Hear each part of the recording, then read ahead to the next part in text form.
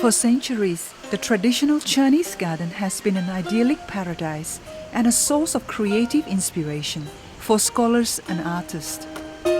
In traditional Chinese culture, the garden is a place to discover oneself.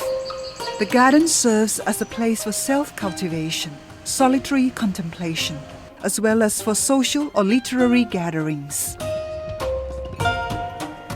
For the first time, the New York Metropolitan Museum of Art displays its entire permanent collection of artwork, celebrating these recurring themes in Chinese gardens. It introduces 1,000 years of Chinese painting history, all focused on the theme of Chinese gardens and how gardens have been an inspiration throughout the centuries.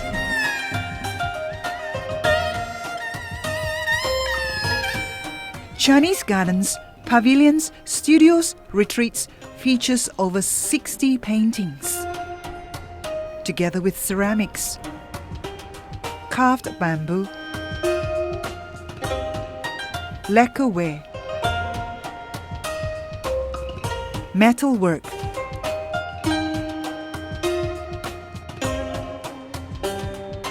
textiles, and photographs.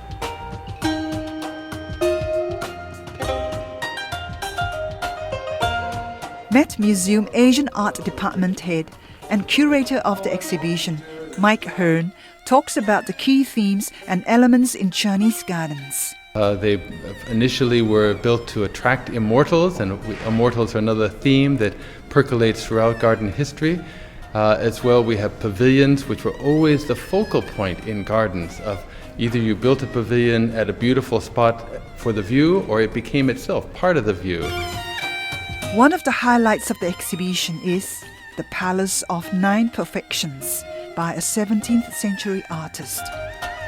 The splendor of the traditional Chinese garden is set in 12 hanging scrolls, presenting an imaginary landscape of a 7th century palace. The Imperial Garden is a source of inspiration, of imaginary creations of what an immortal's dwelling place would look like. Of course, reclusion and withdrawal from politics and the dusty world of commerce is a major theme. So we have a number of images that talk about and illustrate the idea of withdrawal into the landscape, escaping either changing dynasties or commercial pressures.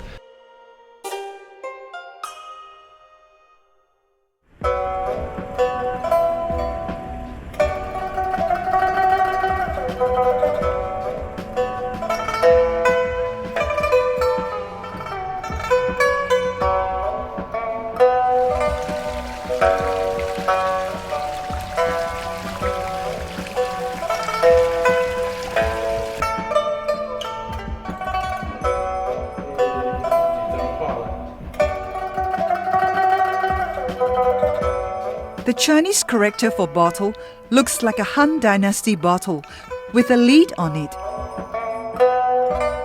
Hearn explains how this became a way to find immortal happiness for the Taoist painter, whose nickname was Square Bottle. The bottle was a metaphor for a world you could escape into. You could make yourself small, go into the bottle, or go into a gourd and find another universe there. Every art piece tells a story, like the palace banquet. This is a hanging scroll in ink and color on silk, dating back to the late 10th to 11th century. The painting depicts a narrative sequence of the rendezvous between Emperor Xuanzong of the Tang Dynasty and his imperial consort, Yang Guifei. The sad ending of the story is that so infatuated was the emperor with Yang Guifei that he neglected the affairs of state, and An Lushan rebelled, forcing the emperor to flee, and the palace guard refused to take the emperor to safety unless they put Yang Guifei to death. Another recurring theme focuses on how gardens serve as a venue for literary gatherings. This is best illustrated in the gathering at the Orchid Pavilion, a hand scroll in ink and color on paper.